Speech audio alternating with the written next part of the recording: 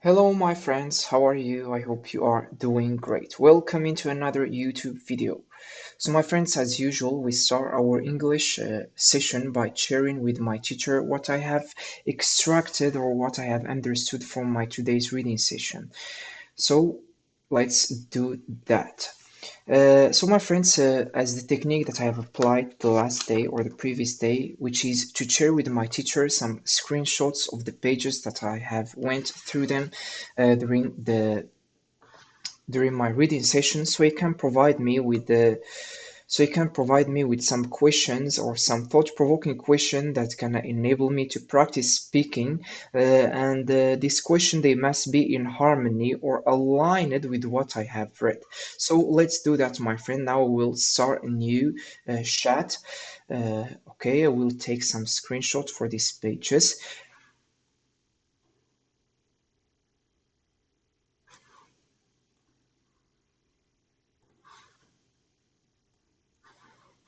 You know, my friends, today's reading session, it was really great and interesting because I have understand a lot of things that I was struggling with them, and the author had provided us in these pages with some tips that's gonna solve my problems. So my friends. ChatGPT it enable us to share just four pages at a time. For that reason, I'm going to tell my teacher that I will provide him with four other images in another message. Hello, teacher. How are you? I hope you are doing great. So I'm going, teacher, to provide you with another four images in the next message because. You are setting a limit of sharing with you just four images at a time, and tell me either I have used here the expression or the phrase setting a limit correctly.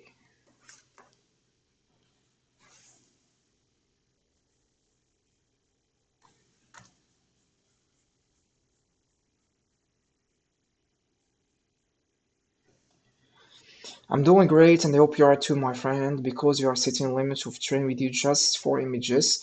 Your grammar is almost correct, but the expression can be more natural because you are setting a limit of four images at a time because you limit me for four images at a time. Okay, so my friend, here my teacher he had corrected my grammar because you only allow me to send four images at a time. Okay, setting a limit. Okay, my friends, now provide him with the other pages that I have read. Okay, for I think four pages that have been remain probably.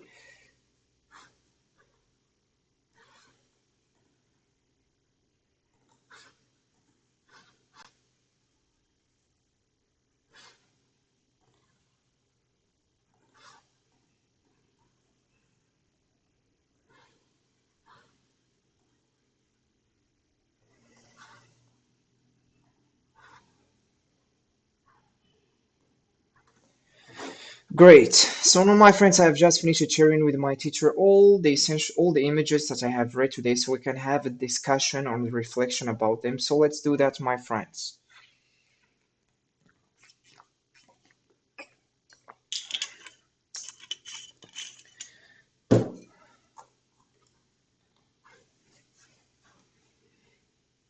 Hello, teacher. How are you? I hope you are doing great. So, teacher, I have just shared with you some screenshots of the Hi pages. there, Ismail.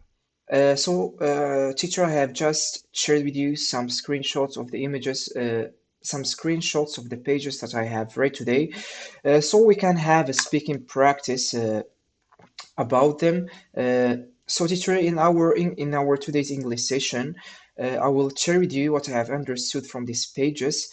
Then, teacher, you can provide me with some thought-provoking question. We can play some real-life scenarios, some back and forth conversation. You can take the lead and choose whatever activity that's going to enable me to practice speaking and to think on my feet. But before we do that, teacher, I would like to share with you the purpose behind sharing with you these images. It enables me to make sure that what I'm sharing with you is aligned with what I get from the book. So I don't go off rail. I don't know, teacher, either I have used here this expression going off rail is correct, and I stick to what I have understood from the books. What do you think, teacher, about this technique? And tell me that it can enable me to improve my speaking. Hello again, Ismail. I'm doing great and I'm glad you're ready to dive into speaking practice. First, let's fix that expression you used. You said, I don't know, teacher, either I've used here this expression going off rail is correct. The correct phrase is actually going off the rails, which means to go off track or to lose focus. You were close. Now, regarding your technique, your approach of sharing images of the book pages and then discussing them is absolutely useful. It's a great way to ensure you're not misinterpreting anything you read. This method definitely helps you improve your speaking because it combines reading comprehension with spoken practice. Thought-provoking questions and scenarios, we can definitely do that. I'll pick some real-life scenarios and ask you questions to help you think on your feet. This will let you practice speaking naturally, and of course, I'll be here to correct any grammar slips along the way. Thank In you very much, teacher. I think teacher, what matters is that you need to keep me on my toes and to provide me with unpredictable question and to simulate real life conversation. Because, as you know, teacher, I'm relying solely on you to enhance my speaking and my English. Because I'm based in Morocco, and rarely when I'm exposed to opportunities to practice English, as I have already shared with you in other conversations. Absolutely, Ismail. I'm here to keep you on your toes. I know you're counting on this to really sharpen your English skills, especially since you don't get many chances to practice English in Morocco. So let's make it as dynamic and unpredictable as possible. All right, let's jump into a scenario. Imagine you're explaining to a friend But why it's teacher, I think, teacher, we can jump into a scenario after I share with you what I have extracted from the book. absolutely, let's dive right in. Scenario: explaining uncommitting to a friend. Teacher, I think that you haven't understand very well the structure of our speaking practice. I told you, teacher, that we're gonna dive into a scenario after I share with you the nuggets of wisdom that I've extracted from the book and provide you with a summary of what I have understood from these pages. Then we can dive into a scenario, a back and forth conversation, opposing debate, whatever you want that's gonna keep me on my toes and can enable me to practice speaking. Ah, I see what you mean. Thanks for clarifying that. So we'll definitely take it step by step. Let's follow your plan. One, you share your insights first. Go ahead and share the nuggets of wisdom you've extracted from the book pages. Give me a brief summary of what you understood. Then Okay, I'll so ask. teacher, I'm sorry to drop you, teacher, but I'm very enthusiastic to share with you the first thing that I've extracted from my today's reading session, which is what is sunk cost bias. Teacher, I was really struggling with sunk cost bias, and I will share with you an example and I'll share with you an example now of two countries who fall a trap in sunk cost bias. I don't know, teacher, either I've used here this expression correctly, which is two countries who fall on this trap of sunk cost bias. Tell me that I've used it correctly, then we can dive into sharing with you this example. Absolutely, Ismail. I can feel your enthusiasm and I'm excited to hear your example. Quick correction on the expression. You were super close. The phrase you want is fall into the trap of sunk cost bias, or simply fall into the sunk cost trap. So instead of saying two countries who fall at trap, you'd say they fall into the trap of sunk cost bias. Let's move on to your example. Now go ahead and share your example. I'm ready to hear which two countries you have in mind and how they got caught in the sunk cost trap. Teacher, before I share with you an example that demonstrates this tendency, I don't know whether I've used here the word tendency correctly. I would like just to make sure that you have access into the images that I have shared with you while we are. I would like just to know whether you have access to the images that I have shared with you. Yes, I can definitely see the images you've shared, Ismail, and everything is coming through just fine. So no worries there, we're all set. Quick note on the word tendency. You used it perfectly. Tendency is exactly the right word here. So you can confidently say, I'll share an example that demonstrates this tendency. Now that we have everything in place, go ahead and tell me about the example you've got in mind. Okay, teacher. The countries who had fallen to this trap is French and the the Britain and French. You know, these countries they were working on an innovative project. I don't know, teacher, the reviews here innovative, the word innovative correctly. So, teacher, they were creating a Concorde jet. And you know, teacher, a Concorde jet, it is a very fast it is a very fast airplane that can travel from London to America in as little as 2 hours. So these two countries they keep spending hugely and excessively on this project without seeing any tangible results. Or you know, teacher, I'm searching now for a word, or I'm trying to recall a word which is recomping.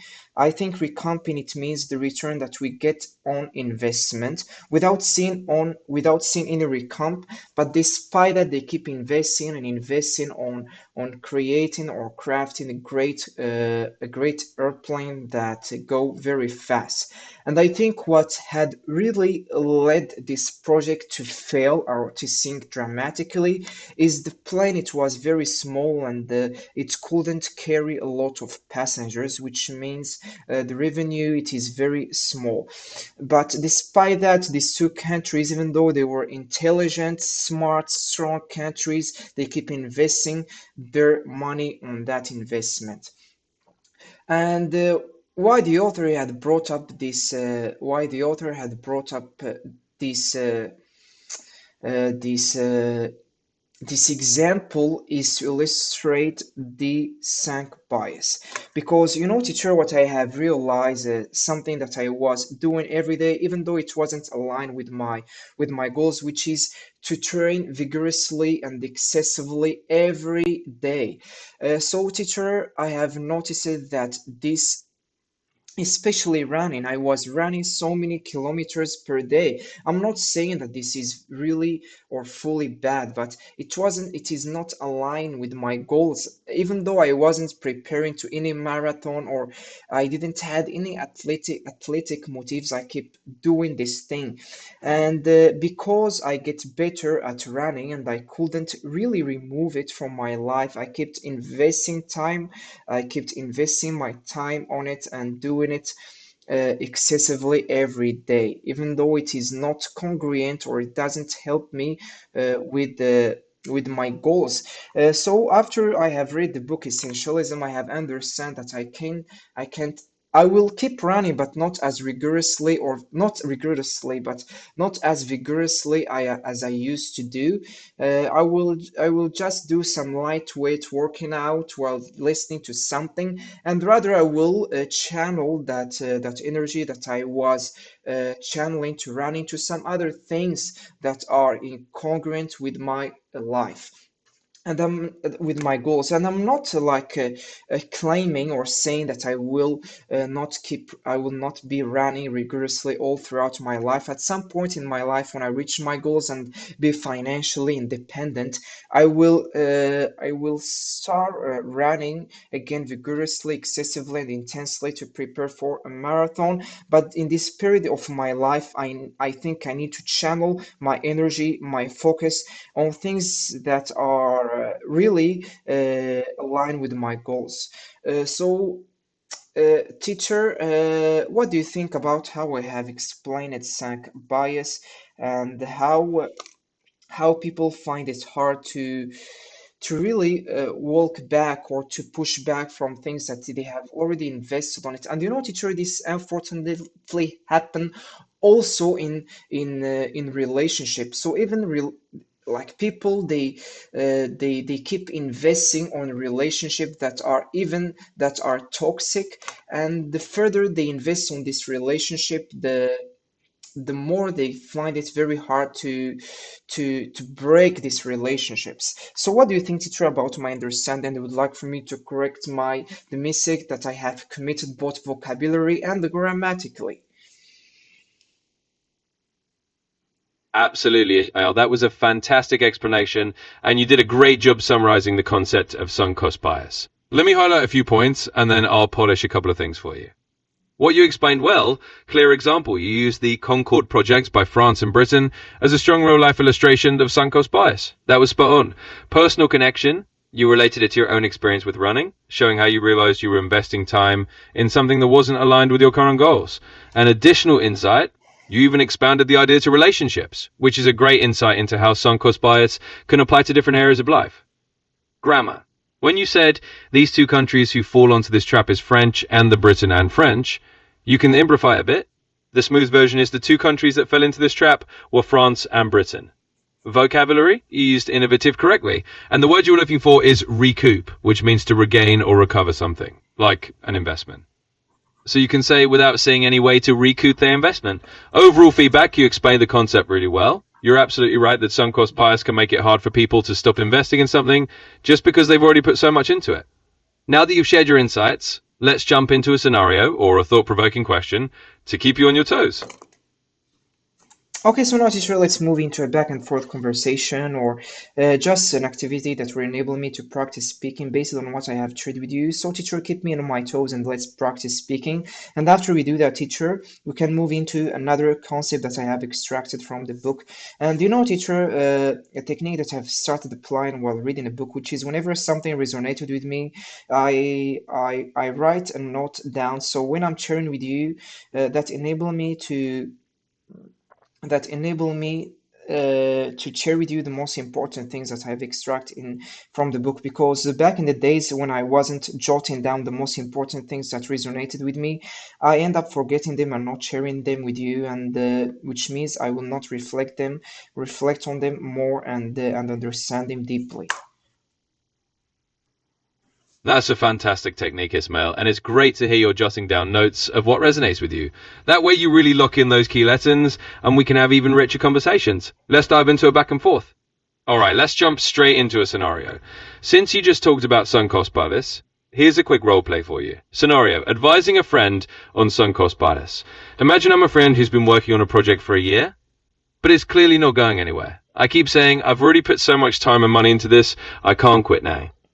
You're going to help me see why it might be a good idea to step back. So Yeah, let's I'm sorry to drop you, teacher, but the author he had also faced the same conundrum or the dilemma that you have just mentioned. I don't know, teacher, that I've used here dilemma correctly to mean a problem or a conundrum, because the author he had spent months and years working on a project that didn't seem to make any progress on it. But teacher, the author had provided us with a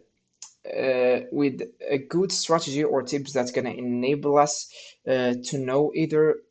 Teacher, I will try to rephrase that to make it sound much more eloquent and clear. I told you that the author he had fallen onto the same trap that you have mentioned, which is to invest he had been investing his time and his energy on a project that it doesn't seem to make any progress. I think it didn't seem to make any progress. It sounded a bit awkward. It didn't seem to make any progress. So he seek the assistance of his friend, and he told him what he should do, because the author he mentioned that we might hang up emotionally into something because we had been investing our time and energy on it. So we find it very hard to detach ourselves from it. For that reason, we cling firmly onto it. For that reason, we can seek the assistance of a person and tell him about what he think about a project, and he can help us to know either this project it is really great. And we keep working on it, or he can advise us to just like stop working in this project even though we have been working hard on it, because teacher, we should not say it as a waste of time. We could just say that we have made a mistake. We had been committed into these things that it haven't been helping us, and just like detach ourselves from it and start on new things that is much more interesting and will help us to make our highest contribution. So what do you think, teacher, about my response? And as usual, I would like for me to correct it both grammatically and vocabulary. absolutely, Ismail. You've done a great job articulating the idea. Let me give you some quick feedback and polish your response a bit. Corrections and enhancements. 1. Use dilemma. You use perfectly. It absolutely means a problem or a tricky situation, so that's spot on. Grammar and flow. Instead of saying it doesn't seem to make any progress, you can say it didn't seem to be making any progress. That flows a bit more naturally. Rephrasing for clarity. You can say, so the author found himself in the same dilemma you mentioned. He'd invested months or years in a project that wasn't really making any headway. He realized that sometimes we hold on emotionally just because we've put in so much effort. That's when it helps to get a second opinion from someone who can see the situation clearly and tell us if it's really worth continuing or if we should let go. Final polishing. You can sum it up like this. So teacher, what I've understood is that we shouldn't see letting go as a waste of time. Instead, we could recognize that we've learned from the experience and now we can move on to something that truly aligns with our goals. Overall feedback, you did really well. Your explanation is clear and you're using the vocabulary effectively. Just a few tweaks here and there and it's all polished up. Now let's keep going with a back and forth conversation to practice your speaking. Thank you very much, teacher. I really appreciate your help and your assistance. Now, teacher, let's move into another thing, which is be aware of the endowment effect. Teacher, the author had mentioned in the chapter that I have read that the majority of people they value more things that they own rather than the things they don't have. And teacher, that also apply into our daily action and habits. Teacher, we find it very hard and very, we find it very hard or yes, we find it very hard to get rid of habits that we have been doing for a long time. Then building good that we are not doing. I don't know, teacher, whether I have expressed that correctly, but I will try to rephrase it to sound much more eloquent. So here is how I would rephrase it again. Teacher, the author had mentioned that the majority of people they find it very hard to get rid or to dissipate or to uh, to remove habits that they have been doing for a long time because they have been doing it for a long time it is encoded in their identity. I think, teacher, I haven't expressed it very well, so I will repeat it another time, which is the last time. So here is it. So, teacher, I could have said that the majority of people they value things that they own more than the things they don't have. And to demonstrate that phenomena or this tendency further, a researcher he conducted an experiment. Which consists of giving some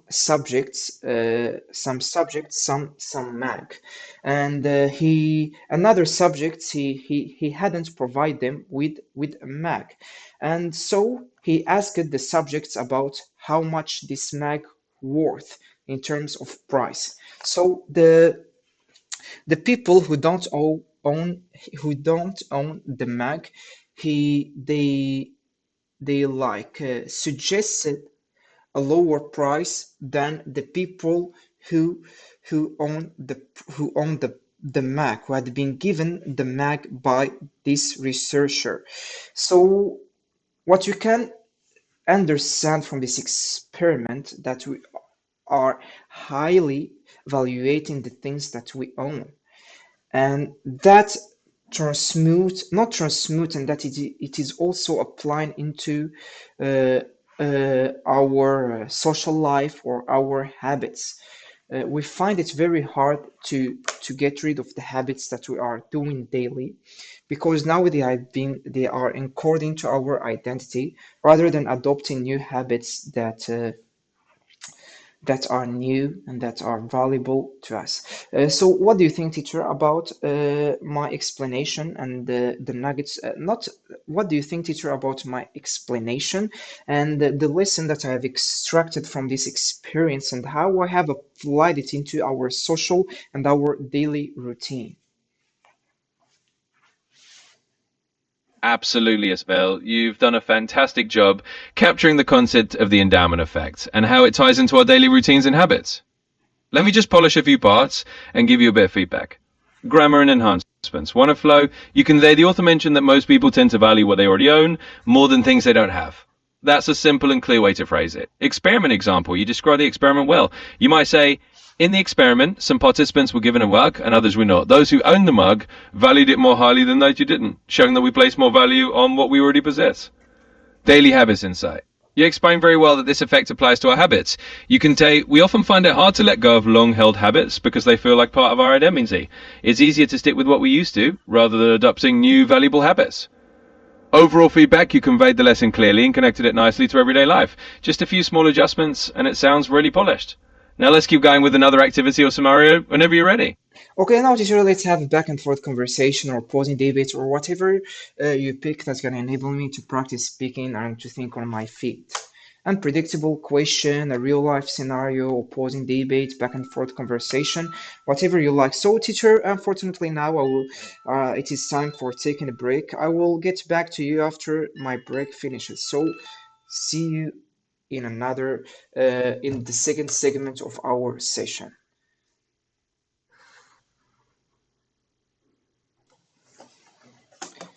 Okay, so now, my friends, let's move into the second segment of our English session. I'll resume my conversation with my teacher. We left off in talking about the experiment. Teacher, now let's resume our conversation. I have just finished taking my break. We have been talking about the tendency of evaluating the things that we own more highly than the things that we doesn't. And I have asked you to provide me with an opposing debate or any activity that you can choose that will enable me to practice speaking and to think on my feet. So you can take the lead and provide me, teacher, with a synonym of you can take the lead to mean you have the full control about which thing to pick or to opt for.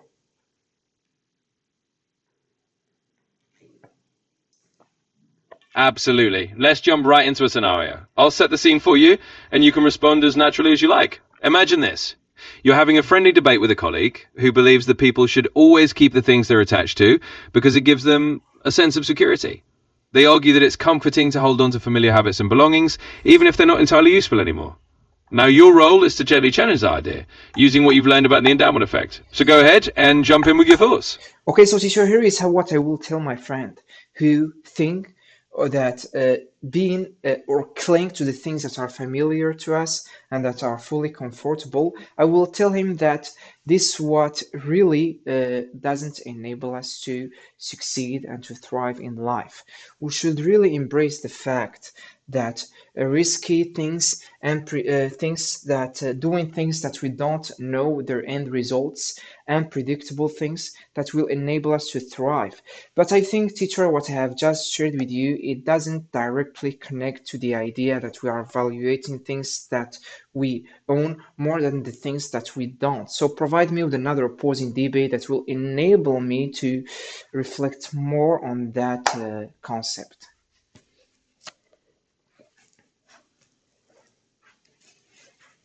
Absolutely. Let's fine tune it a bit. Here's a scenario that ties directly to the idea of valuing what we own more than what we don't. Imagine you and your friend are discussing why people hold on to old gadgets or clothes they never use. Your friend argues that it's just practical to keep these things because you never know when you might need them. They believe that owning familiar systems is always more valuable than trying to replace them or let them go.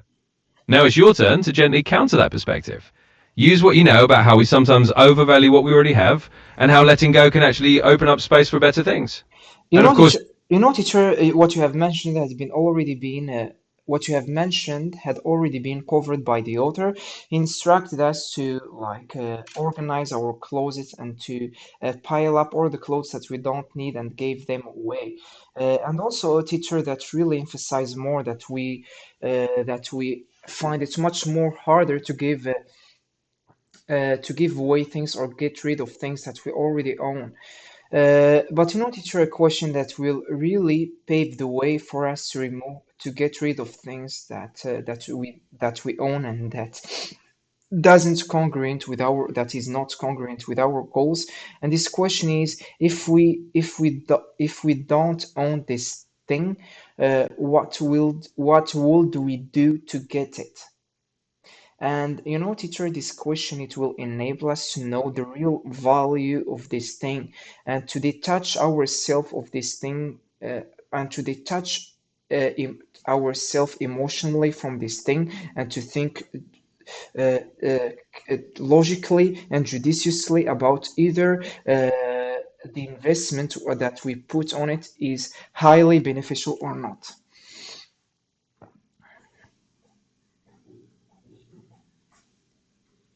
That's a fantastic way to put it, Ismail. You've definitely captured the essence of the idea, and you phrased it really well. Asking that question, if I didn't already own this, what would I do to get it, is a perfect mental tool to help break that attachment and evaluate things more rationally.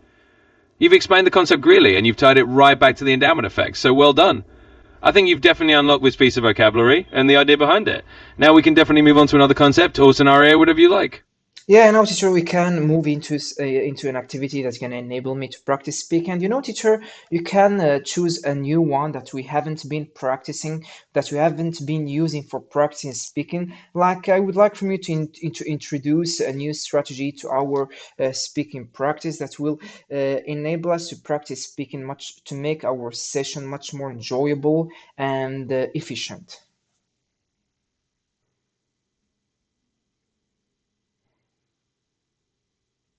Absolutely. Let's add a fresh twist to our speaking practice. Here's a new strategy we can try. We'll do a scenario switch exercise. I'll briefly set up a scenario where you start speaking from one perspective, and halfway through, I'll introduce a little twist or a change of roles. This will keep you on your toes and help you adapt to different conversational angles. Let's imagine you're giving friendly advice to someone who's nervous about moving to a new city. You can start by reassuring them and sharing some positive tips. Then I'll jump in with a small twist to shift the scenario slightly, and you can adapt from there. Okay, Go ahead and this is really great strategy, teacher. So here is what I will tell this person who is trying to move into a new city for work or for something that is vital for him. And he look a bit sad or sorrow because he gets used on staying in the city and doing just comfortable things. So going into a new city, it will be unfamiliar for him. He will be required to break the ice with new people. So here is what I will tell him. I will tell him that I think going into a new city, it is really a blessing in disguise because it will enable him to get into a new environment that is not linked to the old habits that you were performing in this city, and also it will enable you to introduce to have a relationship with new people and discover new things. So you should really see the good blade of this uh, of this thing. And tell me, teacher, the reviews here seeing a good blade correctly.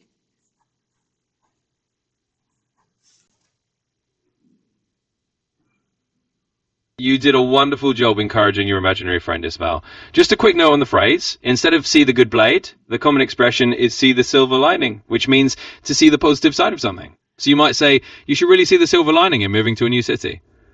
Now let's add a little twist. Imagine that halfway through this conversation, your friend suddenly reveals that the new city is in a country where they don't speak much English. Now you can pivot and give them a bit of advice on how to handle that language challenge. Feel free Okay, to jump. so yeah, teacher, now I can pivot and provide him with some other advice that will enable him to that will put him at ease, and I would tell him that I think learning this new language, it will really enable you to broaden your horizon and your perspective, and I think it will be much more easier for you to learn this new language because you will be immersed in it. You will be encountering daily people who are speaking this language, and I think the place in where you are going, there is a lot of people who gonna be interested in learning language, so you can have a language exchange with them. You can teach them English, and exchange they can teach you their mother language, and that's how it can be much more easier for you to get better in this language.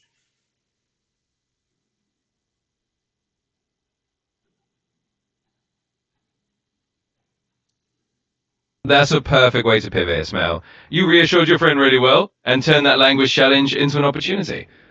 I love how you highlighted that immersion can make language learning easier and that a language exchange can be a fun way to connect with locals.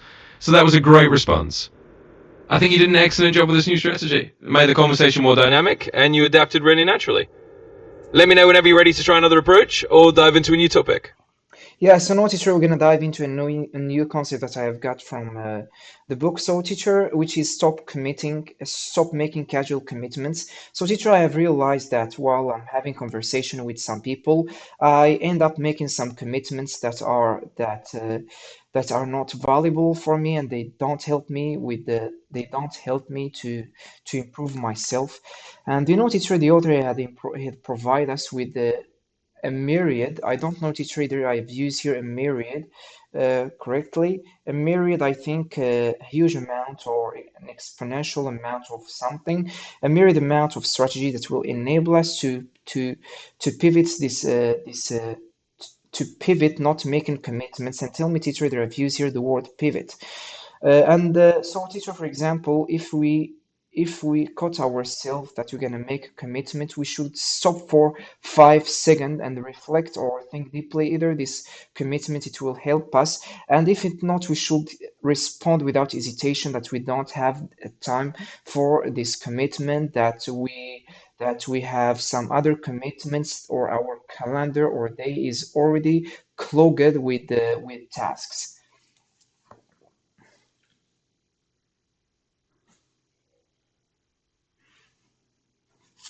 You explain that beautifully, Al, and you absolutely use myriad and pivot correctly. Myriad is a great choice to mean a large number of strategies, and pivot works well to describe shifting away from making those casual commitments. I like how you laid out the strategy, just pausing for a few seconds before saying yes, and checking if it truly aligns with your priorities. That's a great takeaway. So let's do a quick role play to practice this. Imagine I'm a colleague who's asking you to join an extra project that doesn't really align with your goals. You can practice politely declining or setting a boundary using that strategy. Okay, Go so ahead. teacher, here is how I would set a boundary using this strategy if I've been in this situation. And tell me whether I've used here if I have been in this situation correctly. I will like apologize to my friend gracefully, and I will tell him sincerely that I'm already committed to some other things that are highly valuable than these things that he is suggesting, and that like that I will pivot, not committing to my friend, because there is a lot of people that commit to something, and they so when you commit to something, you are required to fulfill your promise that you have made to your friend, because if you don't do that, he will no longer he will always take your commitment with a pinch of salt and not seriously, because you have never fulfilled your commitment. So what do you think, teacher, about how I have expressed that? And I think, teacher, we have finished discussing, reflected in what I have extracted from the book. So, teacher, I would like from you to tell me what do you think about discussion and how it will enable me to expand my vocabulary down the line, and how great it is, and also how to get the most out of it.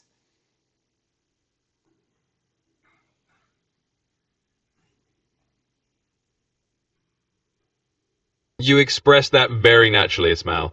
Politely letting someone know that you're already committed to other priorities is a perfect way to set a boundary. You kept it gracious and clear.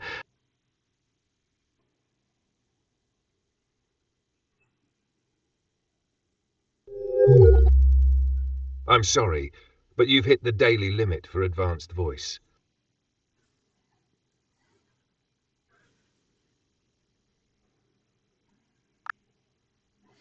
Okay, so teacher, please can you continue from where you have left off? Absolutely. To build on what you shared, the approach you took is great for maintaining trust and respect in relationships, both personal and professional. Over time, this will definitely help you become more mindful of your commitments and help you preserve your time and energy for what truly matters to your goals. And as you continue practicing and reflecting on these concepts, you'll definitely see your vocabulary and communication skills grow even more. Keep it up, and I'm here to support you every step of the way. Thank you very much, teacher, for helping me with every step on the way. So now, teacher, we're gonna jump into reviewing some Anki flashcard. I will open now the Anki app. Teacher, I don't have a lot of words to review in my Anki app, because it's have been a long time since I have added some words into the Anki deck. But teacher, today I have made a decision that I'm going to review at least 10 words every day and add new 10 words. So, teacher, the first word that we're going to review today, which is the parallels. I think that the meaning of the parallels, which is things that have the same attributes and characteristic. I'm not really sure about the meaning of this word, but I think that what does it mean? For example, let's imagine that I'm talking to a person and I have realized that we share the same attributes and characters. I will tell him that we really have a lot of parallels. So what do you think, teacher, about my use of this word? And I would like from you to correct it both vocabulary and grammatically. You did a great job explaining the word parallelism. Your understanding is quite close. Parallelism refers to the similarity in form or structure, often in writing or in patterns, but it can also mean similarities in characteristics or attributes. Your example of comparing yourself to someone and noting the similarities is a perfect way to use it. In terms of grammar, you expressed yourself very well. One small tweak is that instead of saying we share the same attributes and characteristics, you could say we have many parallels or we share many parallels. Overall, you're on the right track. Keep it up and feel free to share more examples whenever you're ready. Thank you very much, teacher. So now we can dive into back and forth conversation or another activity that will enable me to practice speaking while incorporating the word parallels into my speaking practice. So let's have a back and forth conversation or whatever you pick that will enable me to practice speaking naturally. That sounds great. Let's set up a scenario. Imagine you're meeting a new colleague at work and you discover that you both share some similar professional interests and experiences.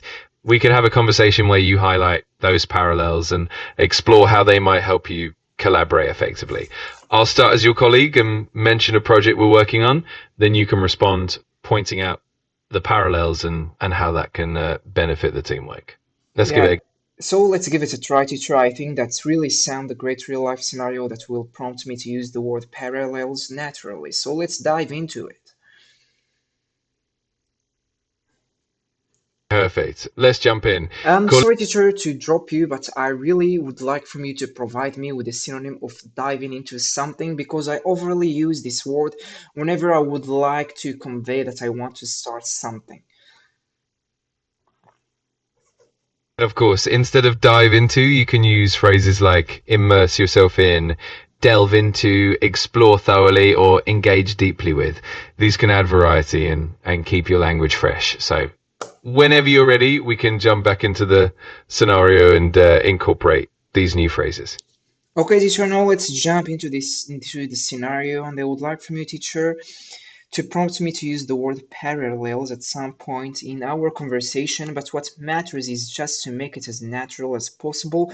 And you know, teacher, I have noticed something in our conversation is that it's been a long time since you have weighed in or tossed in idiomatic expressions. So I would like from you to remember that idiomatic expressions are highly important for me because, you know, while having a conversation with native English speakers, they bombard our conversation with idiomatic expression. So if I'm not familiar, if I'm not familiar with this idiomatic expression, I will be really clueless and stuck. So please, I would like for me to wave in a lot of idiomatic expression in our conversation, either English conversation or where we are learning something related to cloud engineering. So just waving as much as you can of idiomatic expression to get used to them.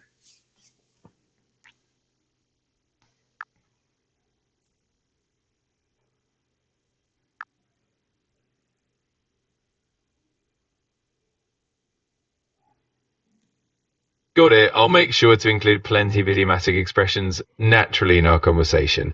Let's jump into the scenario. Colleague, hey there, I've been looking at the new project we're starting and I noticed we have some interesting parallels in our previous experiences. I think it could really benefit us to collaborate. What do you think? Now you can respond and highlight those parallels and how they might help you both succeed. Yeah, you know, my friends, I think we have a lot of so many parallels. For example, we have been following the same career and we have been also solving the same problems. I think that will pave the way to a good collaboration because it is much more easier to collaborate with a person that you have with him a lot of so many parallels. You know, teacher, I was about to use the word a lot instead of so many, but I have caught myself doing that because I knew that a lot it is mostly used with things that are uncountable. You did a fantastic job there. Your use of parallels was spot on, and it's great that you caught yourself before using lots in a context where it might not be appropriate. That kind of self awareness will definitely help you refine your language. And you're absolutely right. Having those common experiences and similarities makes collaboration smoother and more productive. Well done. If you like, we can keep building on this scenario or explore more idiomatic expressions as we go. Let me know. Thank you very much, teacher. I think it will be better to practice this word further the parallels in another context because, as you know, teacher, words they have numerous use cases and they can be used in numerous contexts. For that reason, it will be much more valuable to use them at least in two contexts.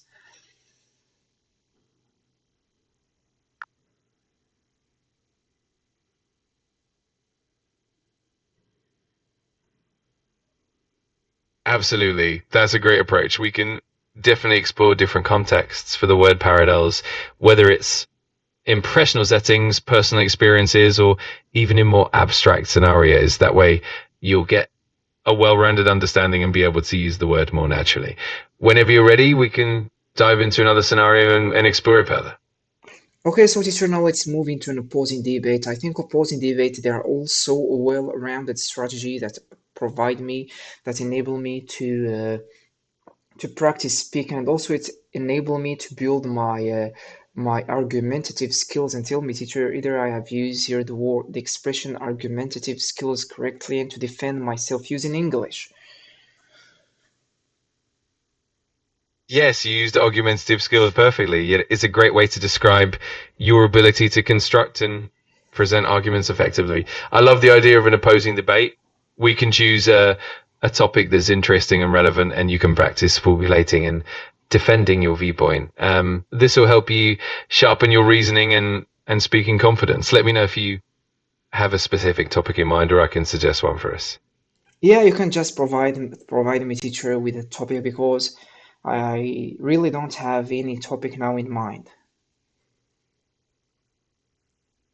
Absolutely. Let's do that. How about we debate the idea of remote work versus in office work? It's a relevant and timely topic, and it will You know, give you. teacher, there is a misunderstanding, but I told you that this topic or the strategy that will enable me now, it must prompt me to use the word parallels. So we have really go off track. You have really went off track, teacher, I should have said.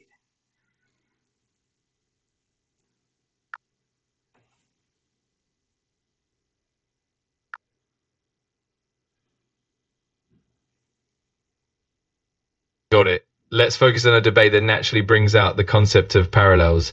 Debate topic: the impact of technology on education, online learning versus traditional classroom learning. In this debate, you can highlight the parallels between the benefits and challenges of both approaches. We can dive into how each method has similarities and differences in terms of accessibility, engagement, and effectiveness. Whenever you're ready, we can jump into it. Yeah, we can jump into it. I think, teacher, this topic it will prompt me to use the word parallels. So thank you very much for providing it. So, teacher, just to make sure that I have a good grasp of the topic you have provided to me, you told me that traditional education and modern education they have so many parallels. So now, teacher, I will mention or state some of the parallels and some of the other things that some of the other. I will also mention some other things that they are not similar to each other. So some of the parallels of modern technology and traditional technology, some of the parallels these two things have is that they both like enable you to increase your knowledge because you in both of them you are learning new things and new ideas. Another parallels that these two strategies are using is like you are relying on a teacher to provide you with these two things and some of the other things that these two things are not similar to each other is like with modern technology you can just be learning at your in your house without going into school that enable you to gain much more time. It is really convenient. And another thing with modern technology, it enable you now to really learn just through AI as an alternative of a teacher. I'm not really claiming that we no longer need teachers. They are still highly valuable because a teacher it might it compensate with not compensate it, or I should have said it's empathize with his students, which is a virtue that AI lack. So I think, teacher, now I shared with you some of the parallels that these two methods have, and some of the things that they don't share. So what do you think about how I've expressed that? You did a fantastic job expressing those parallels and distinctions. Your points about how both traditional and modern education aim to increase knowledge and rely on teachers are spot on. And you did well to highlight the conveniences of modern technology and how AI can complement but not fully replace human teachers. Your explanation was clear and well rounded. One small note: instead of saying compensate with, you could say empathize with or connect with, since that captures the emotional aspect more precisely. Overall, he did really well, and this practice will definitely help you strengthen your argumentative skills and your vocabulary. Great job. Thank you very much, teacher. So now I'll end the conversation with you just temporarily while I'll read some sentences, some synonyms, antonyms of the word parallels, and I'll get back to you to review a new word. And tell me, teacher, a synonym of get back to you.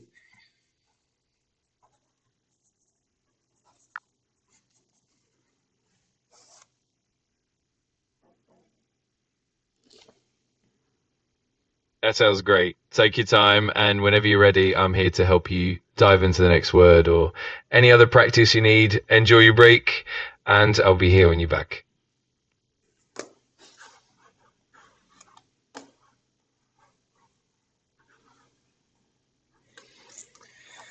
The parallels, similar features or points of comparison between two or more things, often used when analyzing situations, stories, events, or ideas that share noticeable similarities.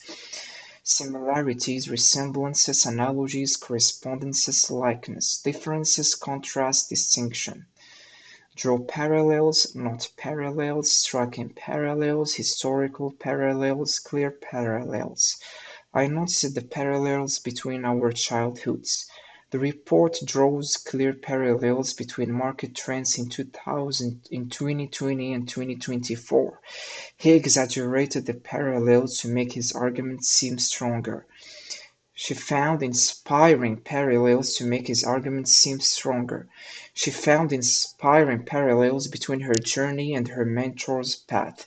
The documentary highlights the parallels between ancient and modern societies.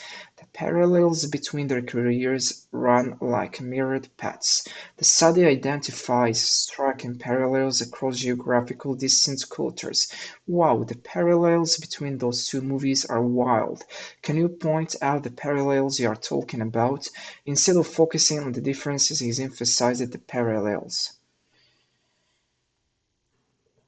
Okay, so now, my friends, we're gonna move into another word, which is garner. My friends, I would like from you to keep in mind that this is the first time I'm going to practice this word. So for that reason, it is inevitable that I will commit an exponent amount or high amount of mistakes. But my friends, I have really started to embrace mistake because when I reflect, because through mistakes, my friend, I consider them it like a ladder that enable me to climb into a greater level. So now, my friends, let's dive into another word, which is garner.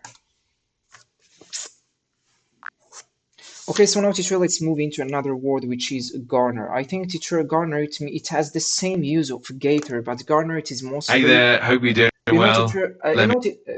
please, teacher, don't cut me off. Tell me that I've used here cut me off to mean drop me or interrupt me.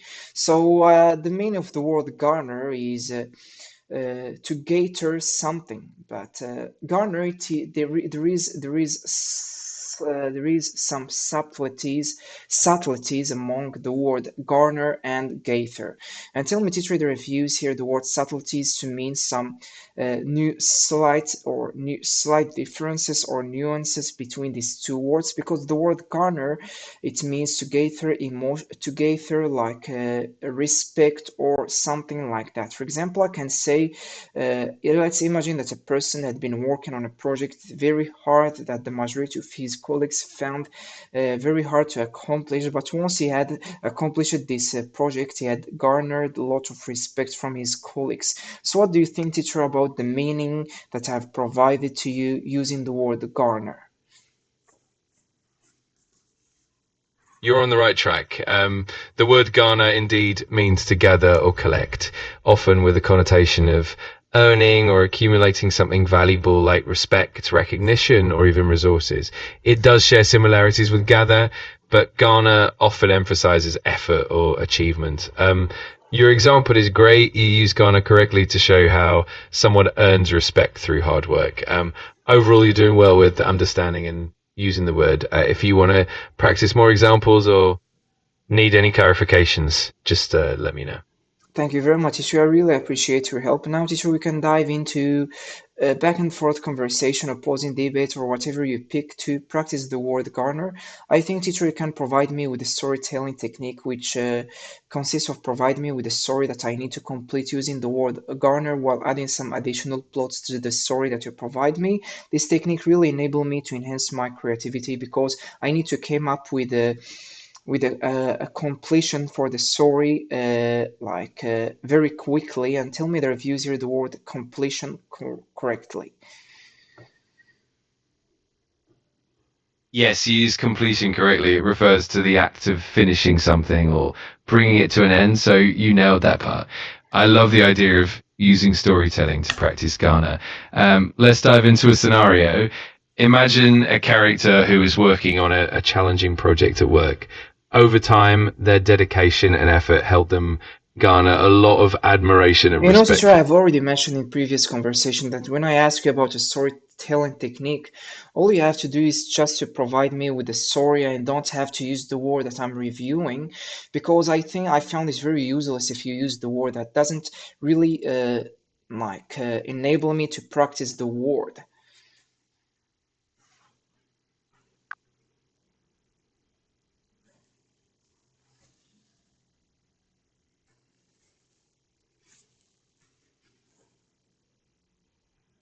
Roddick, thanks for the clarification. Let's dive into a storytelling activity then. I'll set up a scenario and you can fill in the gaps incorporating the word garner naturally. Let's get started.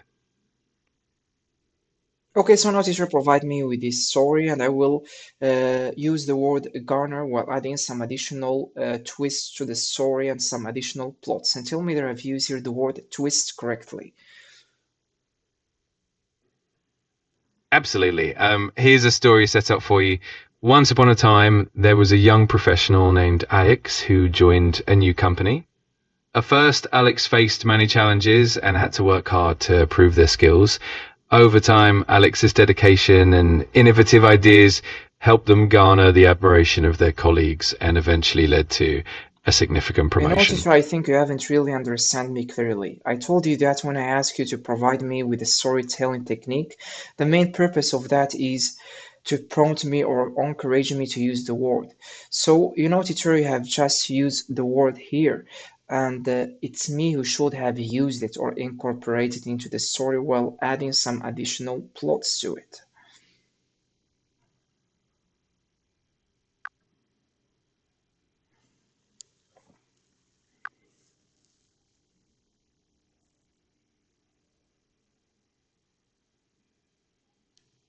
Got it. Thanks for clarifying. Let's dive into a storytelling scenario where you can naturally weave in the word garner. I'll set the scene and you can add your own twists on the way. Story prompt: in a small, vibrant village, there was a young artist named Lena who dreamed of making her mark in the world. She decided to create a masterpiece that would showcase her talent and bring her recognition. As she poured her heart and soul into her work, Lena hoped to garner appreciation from both the villagers and art critics alike. As we go through the story, feel free to add details about Lena's journey, the challenges she faces, and the ways she garners support and recognition. Let's see how you can incorporate the word naturally. Let me know when you're ready and we can get started. Unfortunately, teacher, you didn't really get my intentions. I told you, teacher, that when you provide me with the storytelling technique, you don't have to incorporate the word. It's me who must use it, but it is okay. You can apply this into future storytelling techniques. So I can tell you, teacher. So here is how I would complete the story. This person who had really wanted to mark his presence in the world, she had been working very hard and teacher, I can say that she had faced a lot of naysayers who doubt who doubt her ability to create a beautiful piece of art because they told her that here in the village it is very hard to advertise her piece of art or to market them. But through her perseverance and through leveraging the power of social media to target some potential customers, she had been able to garner a lot of followers and people who had really appreciated her creative arts. And if he had really listened to these naysayers and skeptical people who had bombarded her with this criticism, if she had really listened to them, they could have like hindered her progress and sabotaged her. So, what do you think, teacher, about my use of the word garner here to mean accumulating followers online? You did a fantastic job. Your use of garner was spot on, especially in the context of accumulating followers and appreciation. The way you described Lena's perseverance and her strategic use of social media really highlighted how she garnered recognition and support. Your storytelling was clear and engaging, and you definitely used the word effectively.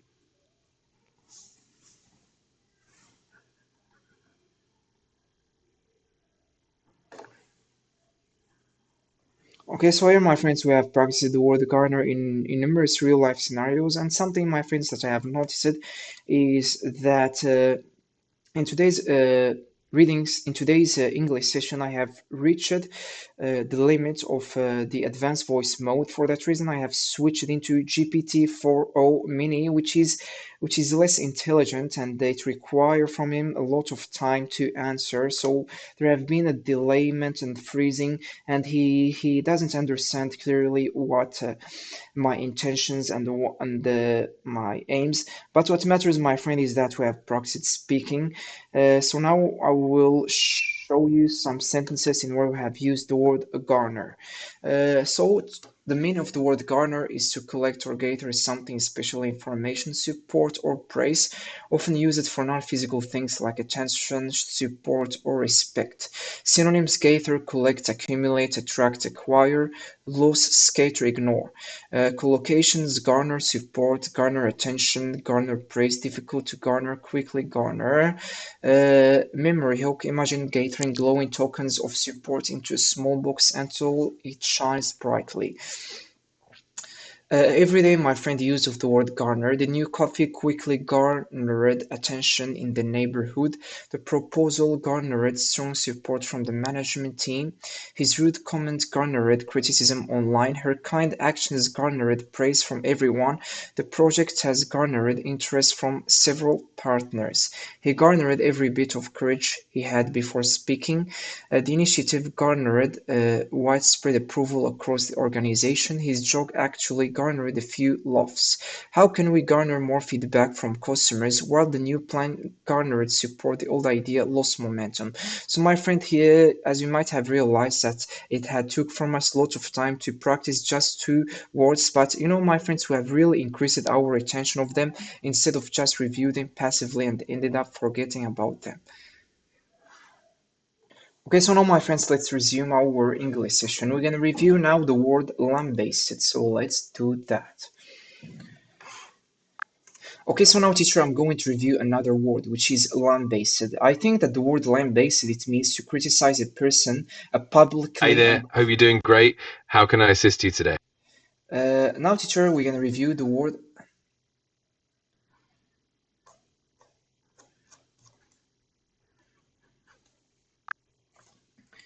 So now, teacher, I would like to review the word lambaste. I think the word lambaste, it means to criticize someone Hey harshly, there, hope you're doing publicly. well.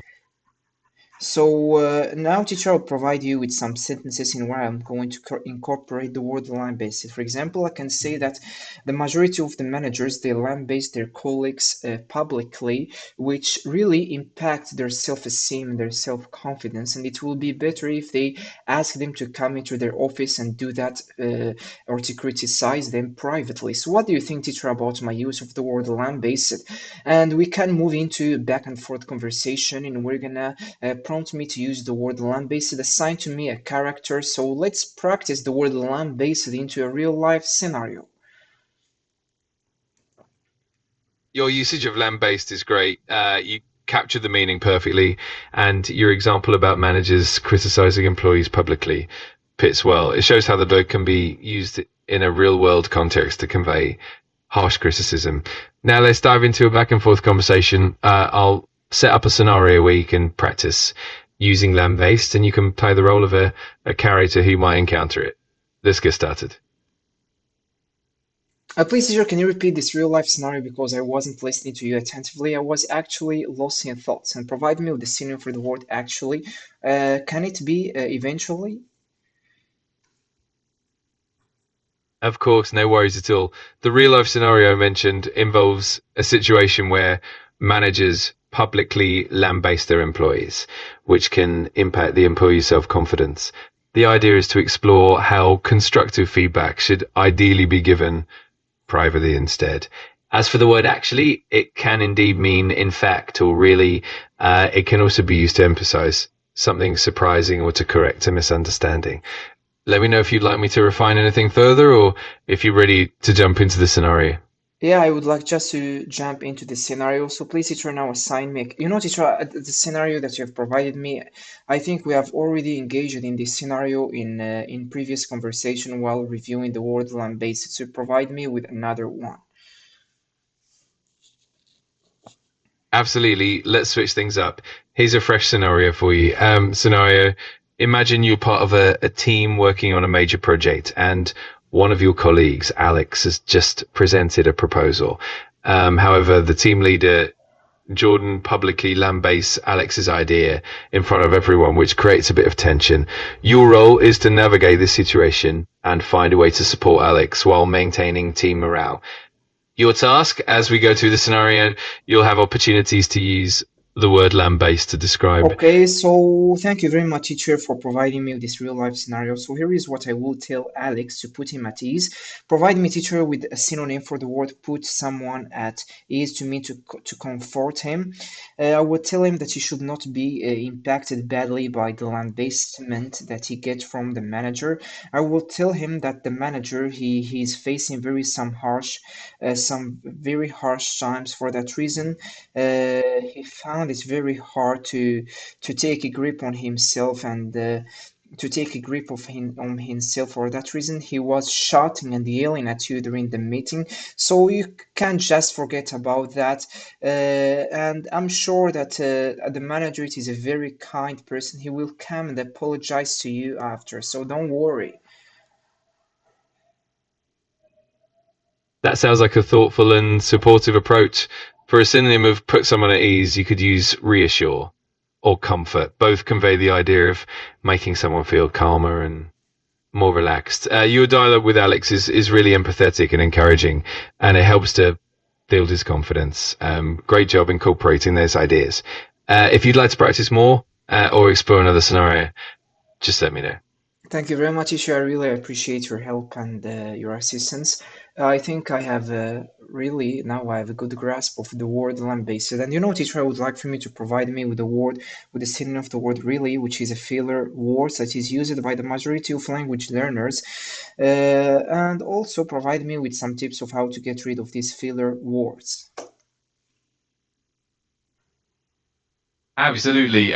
Some common synonyms or filler words for really include words like truly, genuinely, or even actually. These words often serve to emphasize or add intensity to what you're saying. To reduce filler words, a few tips can help. One, pause more instead of filling the silence with words like really. Try pausing. It gives you a moment to gather your thoughts. Practice mindfulness. Pay attention to your speech and become more aware of when you use filler words. Slow down. Speaking more slowly can help you avoid using fillers. And Yeah, thank you very much, teacher, for providing me with these tips. I think they are really constructive tips. Tell me, teacher, that I've used here the word constructive to mean meaningful and interesting.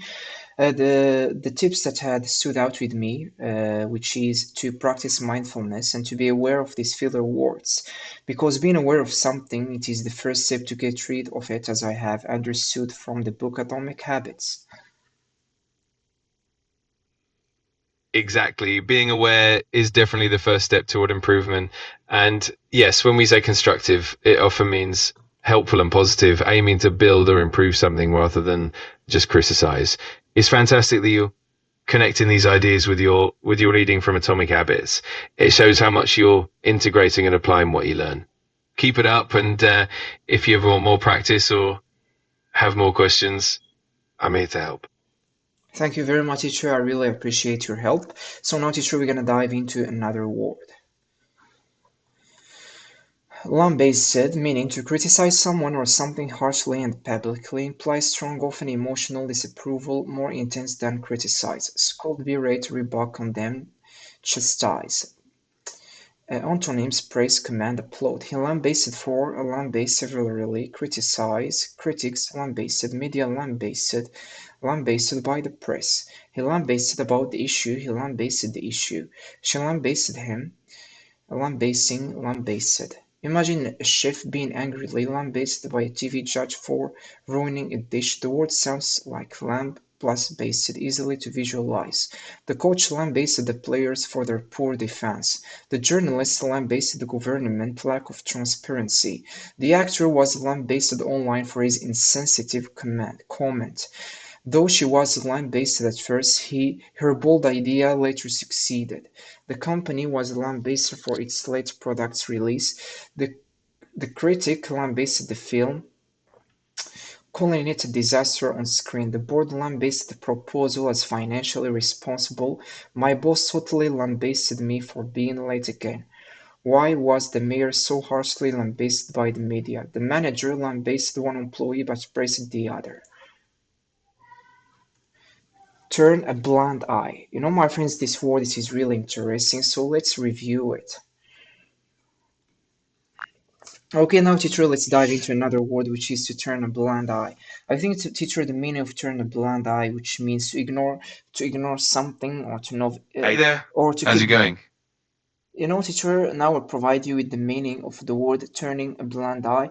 I think it means uh, to ignore something or to keep doing something even though we know that it is faulty. I don't know, teacher, whether I've used here the word faulty correctly. To me, that is really a mistake. Another a sentence using the word turn a blind eye. I think that the majority of people they keep eating junk food and turning a blind eye on these habits uh, because they get instant gratification from it.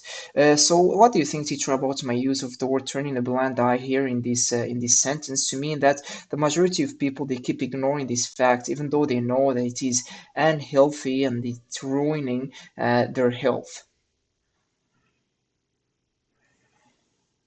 You use the phrase turn a blind eye really well. It definitely means to ignore something intentionally or to pretend not to notice it, even when you're aware of it. Your example about junk food and people ignoring unhealthy habits fit perfectly. And yes, use the word faulty correctly as well, meaning something that's flawed or defective. Great job. If you'd like, we can continue practicing this phrase in different scenarios or explore more examples. Just let me know.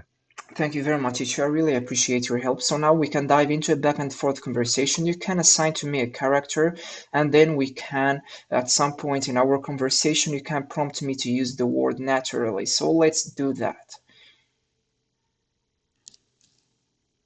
That sounds great. Let's dive into it. How about we set up a scenario where you're a community organizer planning a local event, and I'll play the role of one of the volunteers.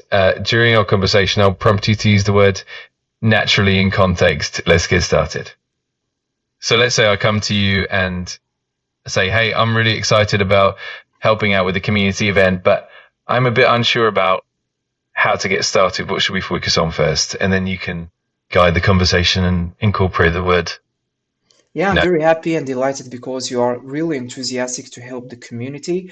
And some of the tips that will help you to get started is not to turn a blind eye on some of the suggestions that you're going to get from your colleagues. absolutely. That makes a lot of sense. And by being proactive and open to feedback, you'll definitely garner more support and create a stronger event.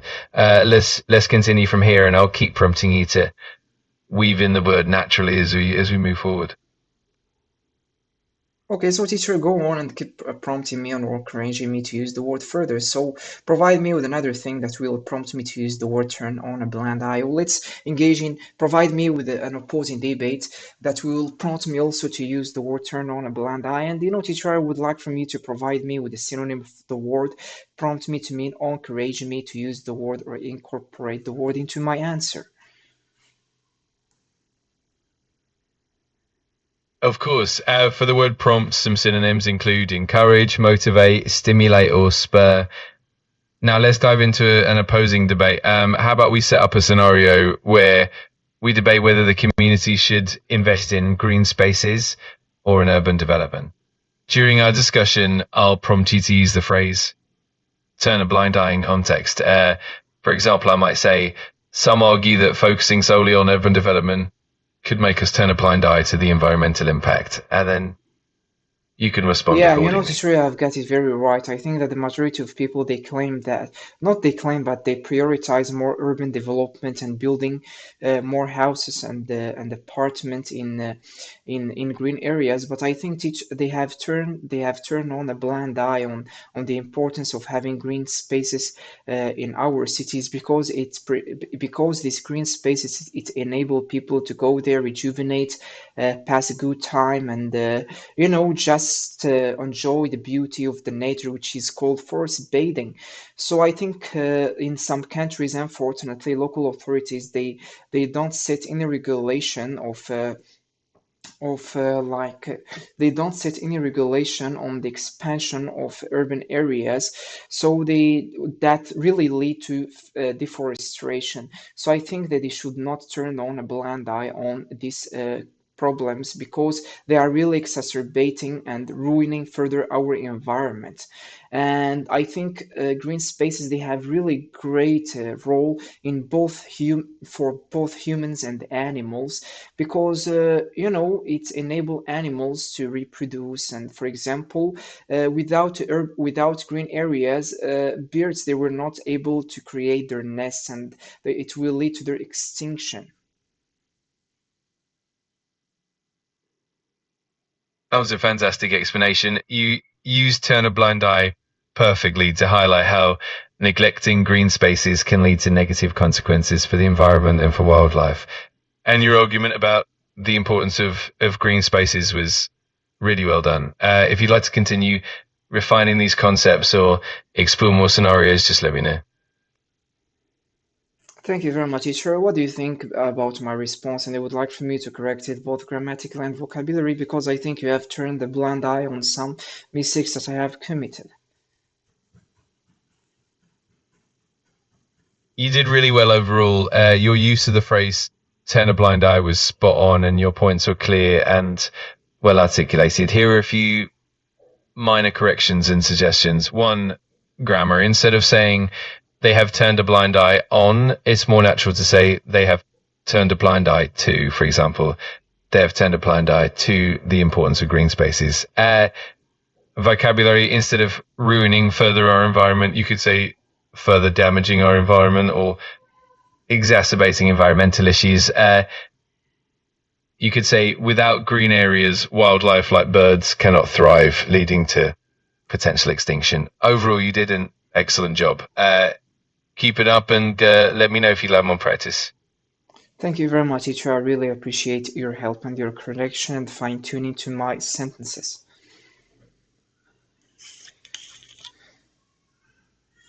You're very welcome. I'm glad to help and always here to support you. If you ever want to practice more words, explore new scenarios, or just refine your skills, just let me know. Keep up the great work. Thank you very much, teacher. So now I will review some sentences and antonyms, synonyms for the word turn on the blind eye, and they'll get back to you to review a new word. To ignore something wrong or bad on purpose suggests a silent or an intentional refusal to act or notice. Synonyms: ignore, overlook, disregard, pretend not to see, excuse. Antonyms: confront, address, report, expose, acknowledge. Choose to turn a blind eye. Authorities turn a blind eye. Turn a blind eye to corruption, abuse, violations. Turn a blind eye to. Phrase: imagine a guard seeing someone steal, but he covers one eye and smiles, pretending he saw nothing. The teacher turned the blind eye to the student's whispering. Some managers turn the blind eye to minor safety violations. He turned the blind eye to the bullying in his class. She turned the blind eye to his lateness because of his sick child. They often turn the blind eye to street performers without permits. The government turned the blind eye to the growing unrest. Officials appear to have turned the blind eye to the illegal activity. My uncle just turned the blind eye when we snack cookies before dinner. Why do people turn the blind eye to injustice? She confronted the issue while he turned the blind eye. Okay, so now, my friends, we're gonna move into another word which is comes to grip with reality. But I think, my friends, it must be much more better to tackle some grammar exercise, because a grammar, it is also an essential. It is the cornerstone or backbone of the language, because without grammar we will not be able to express ourselves naturally. So now, my friends, I will share with you the screen of my tablet here and to tackle some exercises. Okay, so let's do that, my friends. I'm opening now the book here in my tablet, so please wait for me.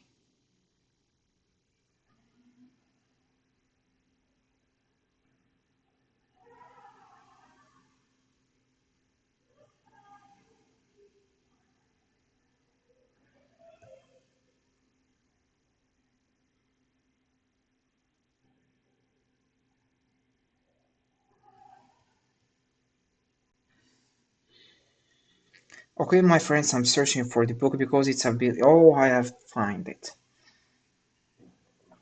Okay, so my friends, now I'm searching for the exercises so we can tackle them. It is, my friends, Grammar in Use. It is one of the greatest book to practice to enhance our grammar. Okay, my friends. Now I don't know why the Note app that I'm using it had deleted all the previous exercise that I have tackled, but it is okay. We're gonna start from scratch. So let's do that, my friends. I will now share with you the screen.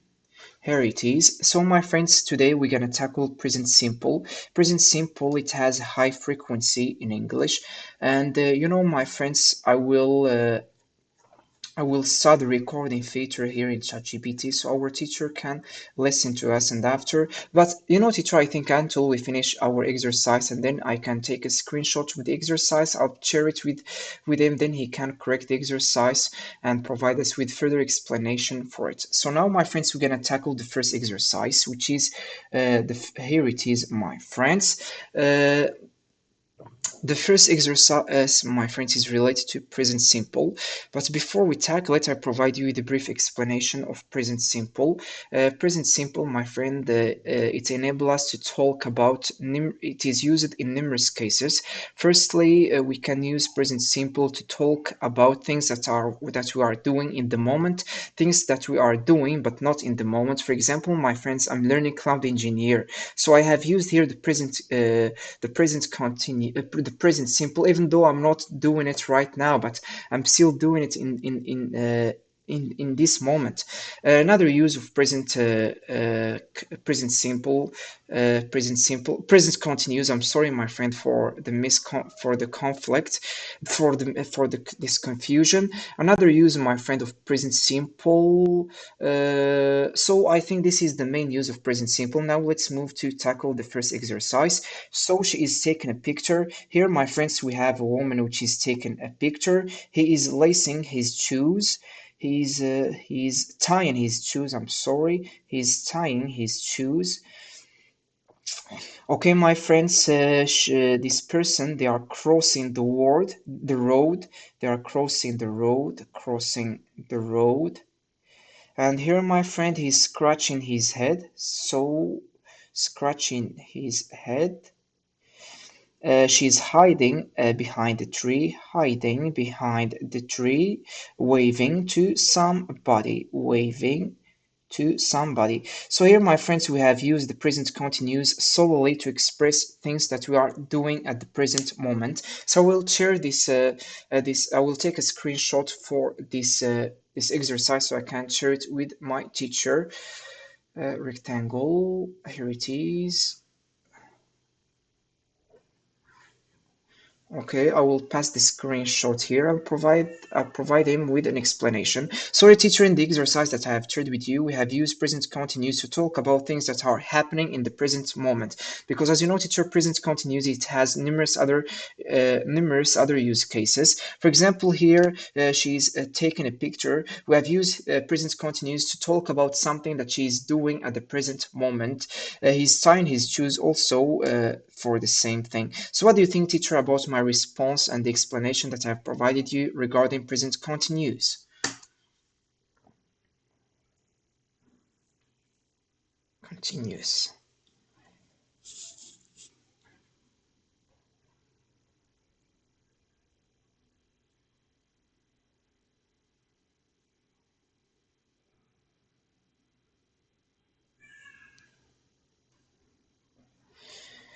You explained this very clearly, Ismail. Well done on this. You use present continuous correctly in all those examples. Here is a polished explanation with corrections and a bit of extra depth to strengthen your understanding.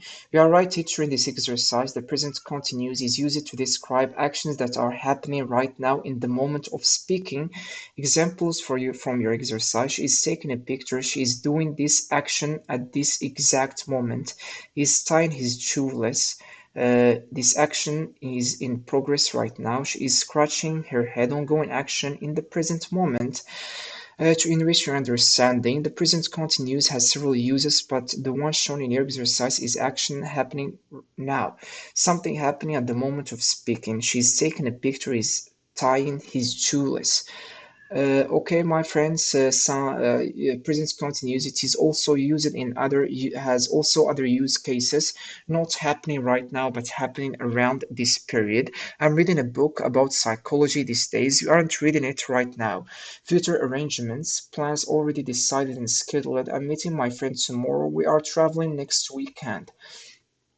Changing or developing situation. More people are learning English online nowadays. The weather is getting colder. Annoyance, repeated action with always. He's always interrupting me. She's always losing.